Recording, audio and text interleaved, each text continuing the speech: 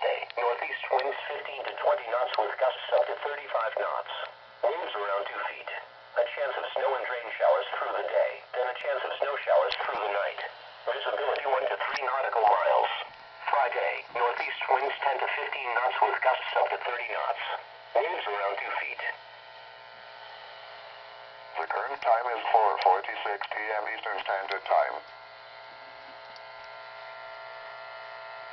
Confidence increasing for an extended period of strong winds and high seas late Wednesday through Friday.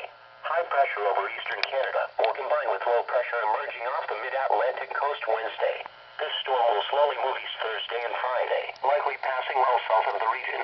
The difference between the high and low pressure systems lashed south will result in an extended period of strong northeast winds and high seas.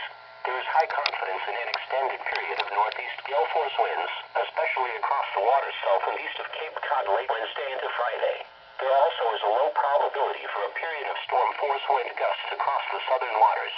Seas will likely build to between 15 and 20 feet across the eastern outer waters for perhaps an extended period of time. Mariners are urged to stay tuned to later forecasts as the exact track and effects remain uncertain.